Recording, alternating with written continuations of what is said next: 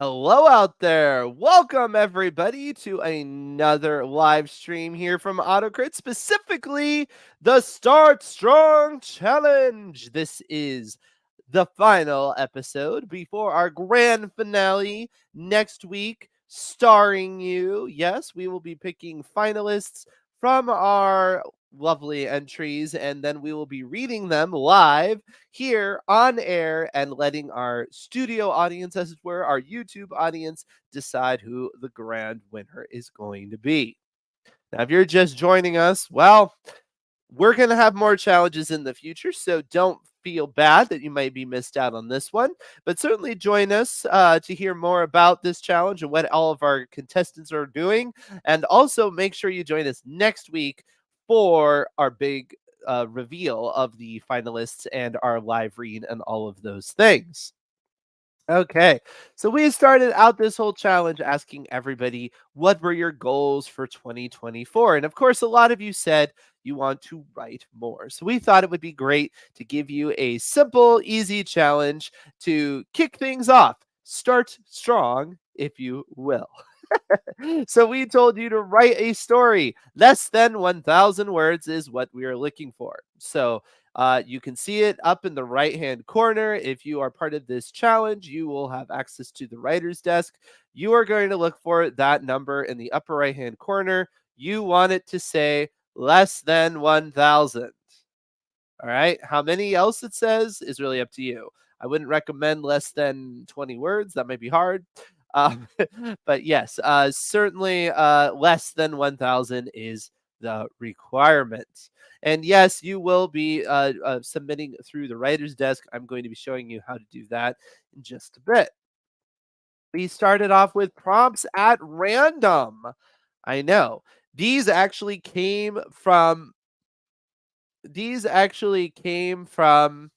our community. And so they gave us a list of prompts and we picked them out at random. And so, no, you can't actually blame us for the initial prompts. Although you can blame us for the twists. Figured out the twists. All right. So 500 words in, figured out most things, waiting for the twist. Yes, some people are doing that. And that's a strategy. The whole point of this was to make you nimble. So, for those of you who have gotten through and you finished it out and you're just hoping that this final twist doesn't mess things up for you, that's fine. But hopefully it kind of does. Hopefully it makes you change things because that is part of the challenge. And that is also something that will be beneficial for you to have practiced as you enter in this year. So, yes, plot twist is coming. But before I talk about that, there was a second twist, yes. The object, right. What was the object that everybody needed to include? Yes, for all of you involved, you're like, I know this. A pair of worn ballet shoes. Now, I've heard different questions about this, so I'm just clarifying. Just take it as written. So, what does that mean? Does that mean somebody is wearing them, like they're currently on their feet, or they have worn them? Or does it mean they are worn out? That's really up to you. Is there some abstract way that you can have a pair of ballet shoes? I don't know. Perhaps. I don't know, right? If I suppose if you had a world in which you had flying creatures named ballets and they were shoes and somebody finds a pair of those, that would count. That would be a little bit convoluted, but that would count. So keep that in mind. You do not have to use it in the most obvious way. Just make sure you are using the prompt. The setting, this one was particularly fun. A campsite on the shore of a man made lake that drowned a town and still contains the structures and the graveyard. Now, there's been some questions about this one. They're like, well, does the man made lake contain the structures and the graveyard, or does the campsite contain the structures and the graveyard? Well, it doesn't specifically state. I believe the intention of the author when they wrote this prompt was that the lake contains the structures and the graveyard because you have the still, and why would a campsite have a graveyard in the first place? So I'm pretty sure it's supposed to be the lake. However, sure, if you want to make the graveyard in the campsite, I'm not going to disqualify you on that. Ultimately, whether how you use the prompts is not going to be a major way that you get disqualified for as long as you made a valiant effort. But I can't guarantee that it won't factor in the audience's decision as well. Martha held on to a pair of worn ballet shoes she bought for $1 at a consignment shop. Ooh, yes, exactly. Your story took on a different meaning with the first twist.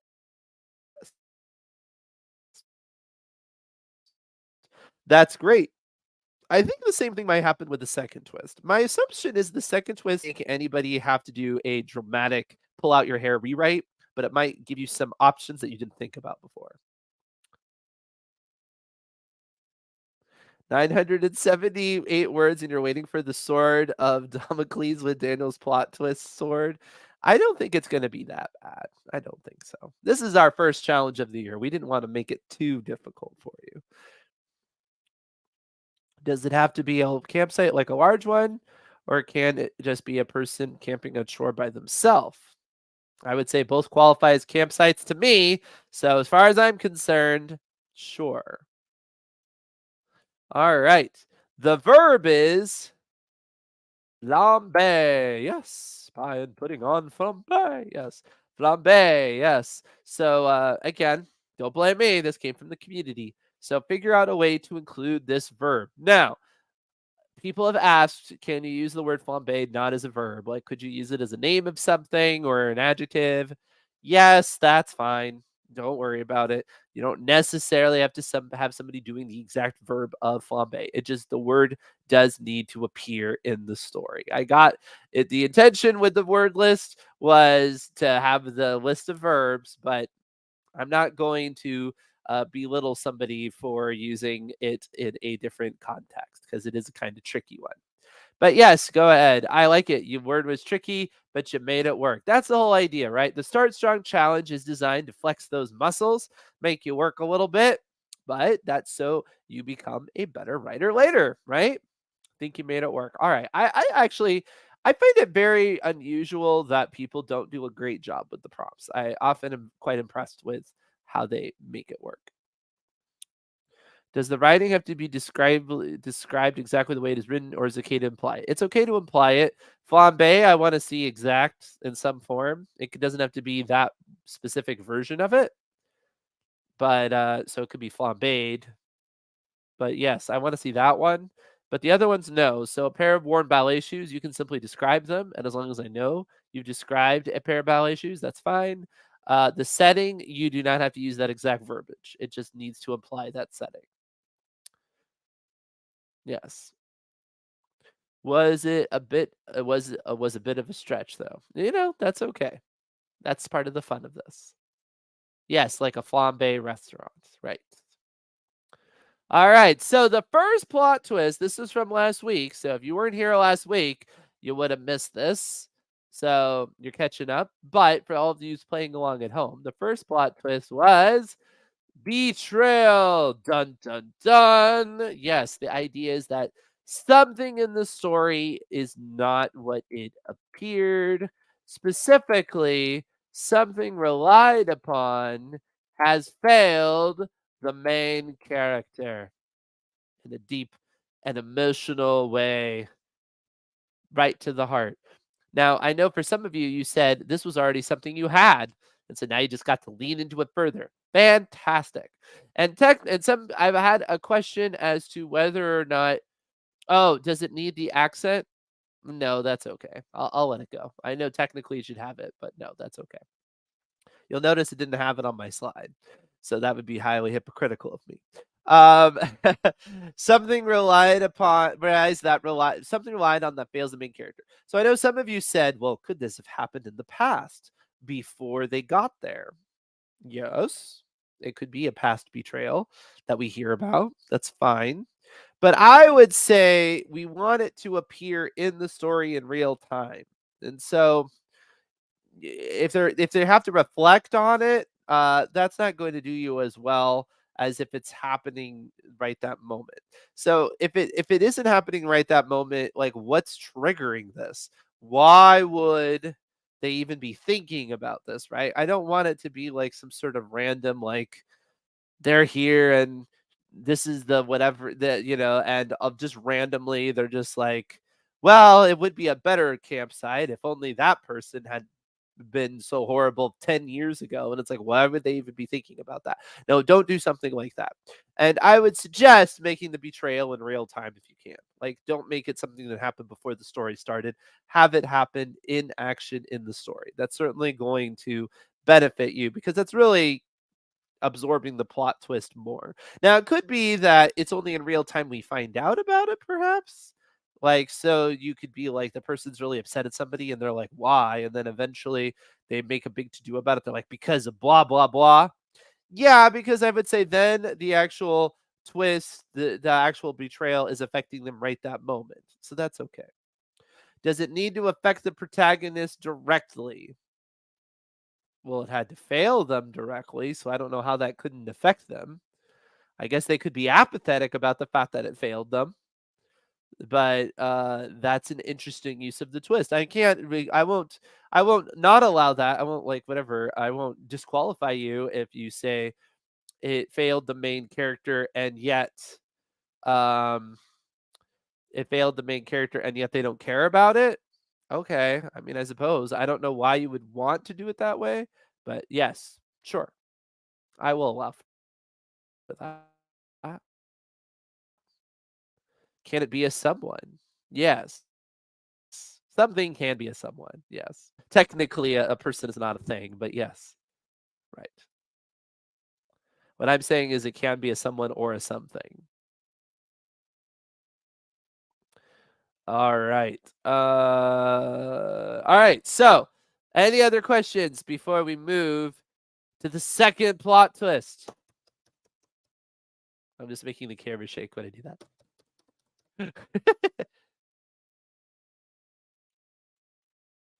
Yeah, can you make it too subtle? Perhaps. Keep in mind, people are going to be voting at the end of this, and they might appreciate the fact that you kind of cleverly snuck it in, and they might be like, I'd rather give it to one that involved themselves in the challenge a little bit deeper. Really took those instructions to heart. So that's going to be a little bit of the audience at the end, and I can't tell you exactly what the audience is looking for. Okay, so are you ready for the second plot twist? Final plot twist. All right, this one is interesting. Wait, hold on. I need to make an adjustment because of something that just came up.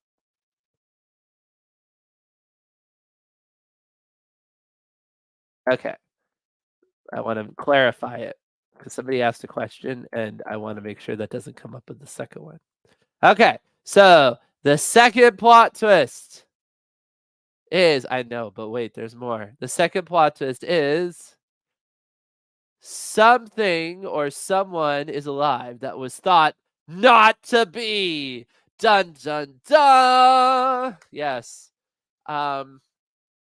So this is your plot twist. Something or someone is alive that was thought not to be. Now there are multiple ways that you can interpret this, right? What does it mean to be alive? What does it have to what does it mean to be alive? All your characters are ghosts? Maybe not. See, Eric? Eric, you may not. Maybe not. Maybe somebody isn't a ghost, right? Wouldn't that be a fun twist? So it's like the opposite of the sixth sense. It's actually way easy for you to include, perhaps. I like how it's a mix. I thought this one wasn't going to be that bad. That fits right well. That fits really well. That kills my baby. You already read my story. No, I didn't. Can this also be the betrayal? Sure, it could be the same person. The worn ballet shoes could be alive. Yes, they could.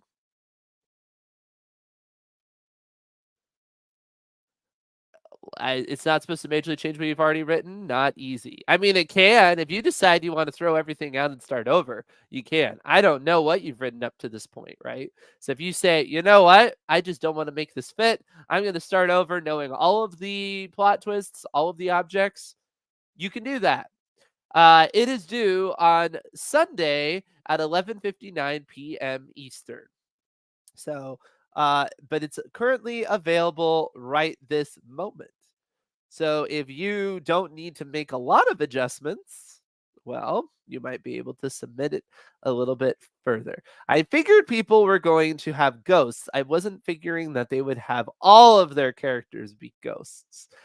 Because as soon as you say graveyard, the assumption is the assumption is I'm gonna have ghosts. I almost thought about making the twist, nobody can be a ghost, and then I realized that would be way too mean because a lot of people would lean into this to the graveyard and immediately make characters ghosts. So I didn't do that. So you can at least be grateful that that wasn't the twist. Yes, people are asking how they submit. I'll tell you in a second.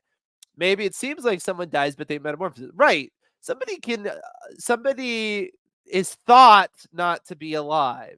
There's lots of reasons why that could be case. Or something is not thought to be alive. Okay. But you can define what's alive. Right. I don't want to give you too many ideas, but alive doesn't have to necessarily mean what you think. You have some flexibility there. And also, it's not that they were dead, it's that they were thought to be dead. They could be dead and then come back to life, but they could just be something that was thought to not be alive, right? You do have to use both the ballet shoes and the graveyard, correct? Both of those need to be included. Well, I mean, the graveyard is the setting, and so it doesn't have to be included in the same sort of way. Like it can be hinted about and things like that. Again, it's a prompt, so it doesn't have to be like centered all around. Because remember, the setting is a town that was sunk, which includes all the structures and a graveyard. What if the reader is the one thinking they were dead? Well, that would imply there are characters that are thought to be alive and they're not. So there'd be a twist at the end that would be like, haha, you thought these were all ghosts the whole time and they weren't. So then that would be true, right? That would work. You can't add it to your story. Maybe you can. Maybe you can. Remember, I say someone or something options here. There's lots of different things. I mean, obviously, in the most kind of flippant way, what if somebody crushes a squirrel with their car, they think, and then it turns out the squirrel's actually alive later? That would qualify, right? Now, is that the best use of that? Probably not, but that would work. Or it could even be right at the beginning of the story. They stop because they think they crushed a squirrel. They get out of their car and they check, and actually, the squirrel's not. That would also qualify. Could it also be something that was thought to be like something like hope or love? I don't know. Is that a thing and can it die? That's a question. The more abstract you go, the less likely the audience is going to pick up on that's what you're doing, or they may not appreciate that because they're going to maybe particularly like something that is leans into it. I like this. It's already in your story. You're almost disappointed. It's a problem, right? This happens. It is possible that when we do this, that it's tricky. All your hopes have died. Well, I think they're alive, even though you think them not to be. So there you go. It has to be a campsite, not just the town. Well, it has to be a campsite by the flooded town. Yes. That's at least the setting of it, right? Because, like, where are we even at the campsite? I don't know. It just says a campsite. Is it a former campsite? Is it a current campsite? Is it a future campsite? Is it a campsite for people? Is it where animals camp out? I don't know. Like, you get to play around with this, right? Have some be feel free to go a little abstract with it. It's okay. Glamping, exactly. Maybe that's the whole premise. Something that was thought to be alive was somebody's interest in camping. I don't know. Perhaps would you, Again, it depends on the audience, right? Something or someone is alive that was thought not to be. It's a pretty abstract prompt, so, don't panic about it. I would try to take it as literally as possible because that's the spirit that's intended. However, you have options to take it quite abstract if you want, and that's intentional, so you don't have to completely tear your hair out. Um, how do you submit? Fantastic. I love that question. That's a perfect segue to what I wanna do next, which is to show you bing, how to submit. So let's imagine that this was our story here. You're going to see the 3.5 disc because we're old school like that. And you're going to click on that. Hold on here. And that will bring up a menu. And you can see there, it'll say submissions. So you're going to click on submissions. And then you'll see it says the Start Strong Challenge ends in 5 days, 10 hours, 37 minutes, and so on seconds. That is your countdown. Yes, that is your countdown. That is what you do not want to miss. So, if you ever forget how much time you have, go to save, go to submissions, hit that box. If you hit that check box, though, you have submitted. You have committed yourself. So only do it at the last possible moment for yourself, which I don't recommend waiting until the last second, like literal last second. But don't do it early. There's no reason to panic, or anything like that.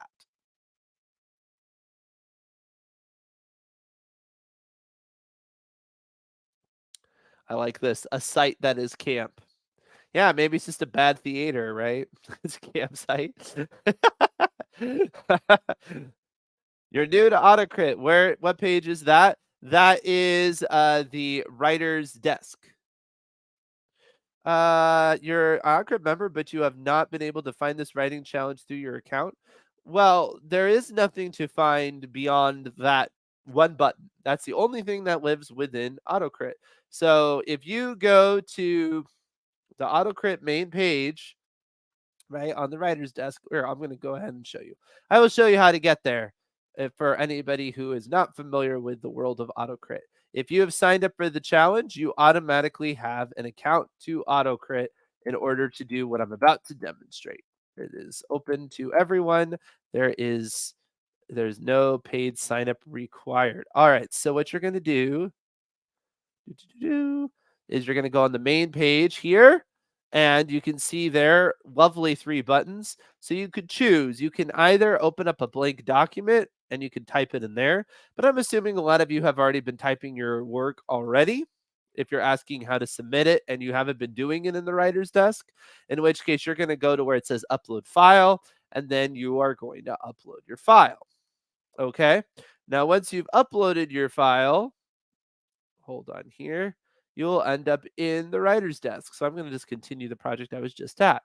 So if you've been writing it in the writer's desk, well, you've already been in the right spot. You're just right here in the writer's desk here. I wish I could zoom out a little bit here. Hold on. It's a little bit close up.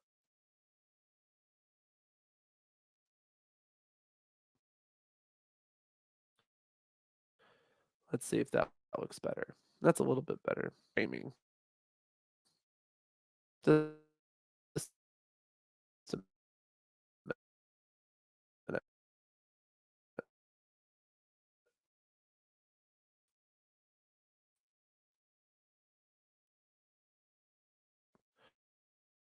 Head. That's that 3.5 disc. That's where you will submit. So you will just click on that button, and then you'll go to submissions, and then you'll hit the little checkbox. Very simple. So hopefully you built it out in the writer's desk in the first place. But if you didn't, you can just submit it and therefore end up in the writer's desk and do your little submission. Nice and simple. Do you need to include your name in the story? No, you do not. In fact, if you do, it will probably get scrubbed because I do not want the people who are listening to it to know who you are, because some of us know each other, and I don't want anyone to feel like there's favoritism going on in the judging of the audience or anything like that. We will know the submissions behind the scenes. So when we have an ultimate winner, we'll be able to inform them. And of course, and you can let yourself be known. That also means, too, if you just want your work to be anonymous, it will be anonymous by default. I will not be revealing that. Okay. So, yes, we want to ask ourselves, just like last week, what did this plot twist do? Is the title part of the word count? Should it be titled? It doesn't have to be. It would end up being part of it. If you end up going like 1005 and it's because of the title, it is not going to get eliminated. I'll tell you that. So I guess the answer is no. And even though I say less than 1000 words, uh, you, you know, there's going to be a little bit of leeway in that. I'll just say that. So if you're like tearing your hair out because you're like 1002, yeah, probably not. Although if you can get it under 1000, please do so. Um, but yes, you're gonna ask yourself, how does this affect the tension, right? You could easily throw in something like I was talking about the squirrel, and they're like, I don't know, that squirrel died. Oh no, the squirrel's alive. Does that actually affect the tension? Well, it could. It could be kind of a moment at the beginning that makes things more exciting before you get into things or something like that. But what you would really want is something that's going to affect the plot and affect the stakes of all of the characters. You love this plot twist because with one word you just added it takes a deeper suspense. That's fantastic. For the betrayal, does it have to be something to the main character or can it be something that happens to someone else? It does need to be the main character. Yep. All right. Yes, we want to get at the core of the character motivation. A squirrel would be a big deal in your novel, but here it doesn't affect me. Makes sense. Maybe it is a squirrel, so that would make sense.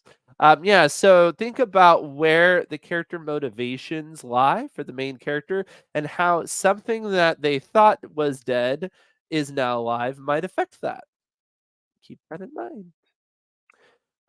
Figure out a way perhaps to foreshadow this if you want. You don't have to. You only have 1,000 words, but if you need to just kind of slap it in there that something you thought was dead is now alive, well, you might want to go back and give the audience a reason why they might be suspicious if the character has that wrong. We could even know before the character. We could know the character, the thing or the person is alive the whole time, even though the character doesn't. That's just dramatic irony. That would still count. The character just cannot know that. They thought they were dead. You don't have to break your story. Don't just immediately jump to that. If you're like, I don't know how to make this fit, really think it through because a lot of times you can make it work. You just have to be creative about it. And remember, it can happen at any time. There is no requirement for this to appear later in your story just because you got a later plot twist. This could be something that happens right at the beginning. Yep, somebody was asking, can it happen? Yep. When I said the first twist and the second twist, that's just me giving you twists. That's not the order they need to appear in the story. You can have these twists appear at any given moment. So you could have this twist be right at the beginning and the second and the other one, the betrayal right at the end, or vice versa, or right close together. It's really up to you. All right, so we have lots of fun events coming in the AutoCrit world that I do want to talk about briefly. So we have the Paranormal Romance Workshop that begins this Saturday, and that's going to be with Kara Crescent. Now, Kara Crescent was able to join us for our romance club last night, which is really awesome. If you're an AutoCrit Pro member and you didn't watch it, you may want to go in and look at the recording of that. We were reviewing romance authors of the community. They were submitting their beginnings and their endings to see whether or not they constituted a romance. And so that was a really, really fun little mini workshop, as it were. Our clubs are often like that. We also have a whole romance writing package. Doo, doo, doo, doo. So if you like writing romance, this is an opportunity to get a lot of great courses at a significant discount, uh, more than 50% off. If you, of course, are all access pass members already, you already have access to it. So don't worry about that. But for everybody else, yeah, so we have character chemistry, it's love scenes. You can get all of them together as a package. Of course, these are all events that are happening within the next little bit. We're getting very romantic. It is close to Valentine's Day after all. So there you go. So yes, if you'd like to get involved in that, that's going to be hosted by Kara Crescent. The character chemistry workshop and the romance plot beat workshops are going to be by me. The other three are going to be by Kara. Tonight, pitch it. Dun dun dun. Yes, you can come and you can pitch us an idea. There's two ways that you can think about this. You can think about this as I have a wonderful idea. I'm curious, do you think it's a wonderful idea? Should I actually write it? So kind of very early on in the writing process. Feel free to join us and pitch that. Or you could say, I've already finished it. I know this is really good. What if you were an agent? What if I was trying to catch your attention? What if you were a podcaster? What if I was writing a blurb? I'm going to give you that kind of pitch. So you have both options. You can either be doing it at the beginning or the ending of your writing process, but it's a way for you to vet very quickly with me. And I believe Catherine will be on as well. And it's a little bit like Shark Tank. You come to us and you give us your ideas, and then we let you know how it is. Although we try to be nice about it for sure. Tomorrow we have the Horror Club. So Gareth, excuse me, is going to be hosting the horror club yet again. He is going to be doing his slaughter surgery. So you can give him whatever ails you, and he will work on it with you and give you some suggestions. Next Monday, we're going to do something very new. We haven't done this in a long time, although you can always go back if you ever want to relive the memories, right? We have some of these on the channel, actually. Book Blunder. This is a fun little game. This is where we pick a random character, a random setting, and a random villain, and we just make up a story on the fly. So if you've never seen this before, you can go back on the YouTube channel and search it. There was one where I had Iron Man in a 1980s mall, and it worked out really well. It was really fun. How often do we host Pitch It sessions? It'll vary. It's about once every other month or so. Is it free? It is included in your AutoCrit Pro membership if you are one. It is a pro member event. And then, of course, we always have our accountability clubs. Those are every week on Mondays at 11 a.m. and 10 p.m. Eastern, hosted by Catherine. Great way to start your week and get you motivated for the whole week. So as you can see, lots going on in this week in AutoCrit the World. For those of you who are just turning into the channel, though, tuning into the channel, we will have more challenges in the future. Of course, next week is our big finale where we're going to be reading all of the winners and all of the finalists for this challenge, and you'll be able to vote on your favorites. Somebody was asking how many finalists there will be. We do vary the amount of finalists based on time because we want to keep this to about an hour. So it'll vary, but somewhere between 8 and 10, depending on the length. So there you go. All right. Thank you so much, everybody. You have a wonderful day. I will see you all next week. Looking forward to all these stories. Bye, everybody. The story does not need to have a title. No.